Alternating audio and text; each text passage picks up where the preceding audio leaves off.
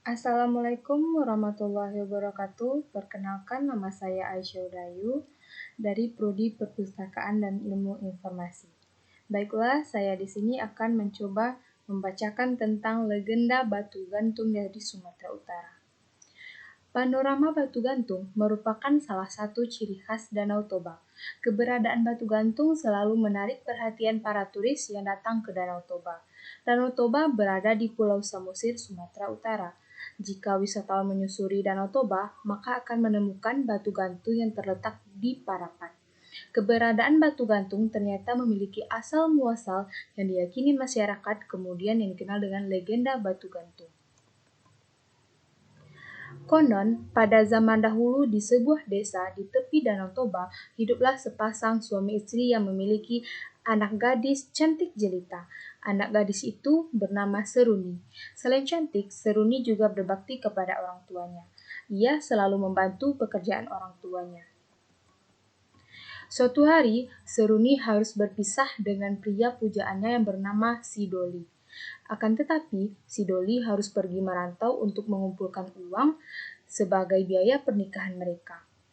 Pekerjaan ayah Seruni selain berladang juga menjadi nelayan penangkap ikan mujair. Akan tetapi, hasil dari nelayan dia gunakan untuk berfoya-foya hingga ayah Seruni terlilit hutang yang sangat banyak. Dan ia tidak sanggup untuk membayarnya lagi. Ayah Seruni bingung, namun ia tak punya pilihan lain. Ia harus menjodohkan Seruni dengan anak temannya. Hingga suatu hari, Seruni mendengar pembicaraan ayah dan ibunya perihal perjodohan.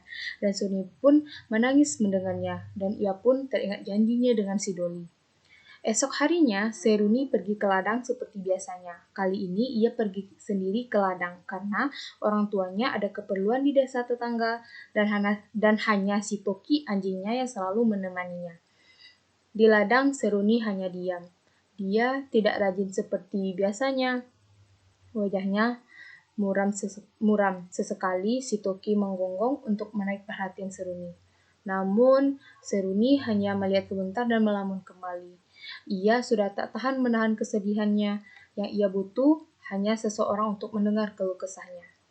Kemudian tangis Seruni pun pecah dan si Toki semakin bingung melihat majikannya menangis dan ia mengendus-endus di pangkuan Seruni. Dengan berderai air mata, Seruni bergegas menuju ke tepi Danau Toba. Si Toki pun segera mengikuti kemana majikannya akan pergi. Si Toki bingung karena majikannya berjalan dengan sangat cepat ke tepi Danau Toba. Dan ia berulang kali menggonggong pada Seruni. Ketika sampai di tepi Danau Toba, tiba-tiba Seruni yang sedang menangis terperosok jatuh ke dalam lubang batu yang sangat besar hingga masuk ke dalamnya. Lubang yang sangat gelap membuat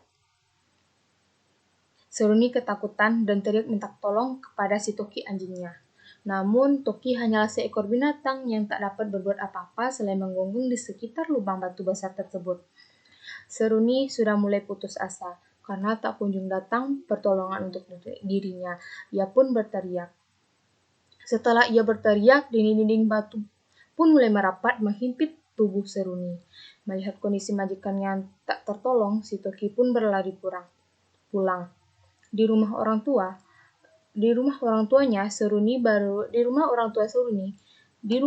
orang tua Seruni baru saja pulang dari desa tetangga dan si Toki pun berusaha memberitahu bahwa Seruni dalam keadaan bahaya dan menggonggong tanpa henti, mencakar tanah dan mondar-mandir di sekitar majikannya. Sadar dengan isyarat si Toki, orang tua Seruni pun segera beranjak dan mengikuti si Toki hingga sampai ke tempat di mana anak gadis mereka terperosok. Mereka mendengar suara jeritan anaknya dari dalam lubang, akan tetapi keduanya tidak bisa menolong. Dan ibu Seruni pun berlari minta pertolongan warga. Tak lama kemudian, tetangga mereka berdatangan di tempat Seruni terperosok. Ayah Seruni memutuskan untuk masuk ke dalam lubang untuk menjemput Seruni.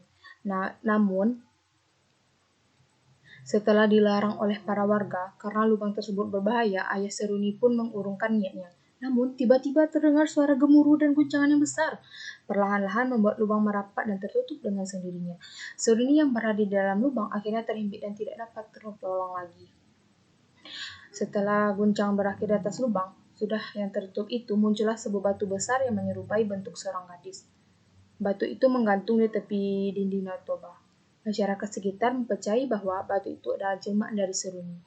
Kemudian masyarakat memberi nama batu itu Batu Gantung, dan ucapan terakhir Seruni didengar yaitu Parapat, kemudian dijadikan nama daerah tempat tersebut. Sekian, terima kasih.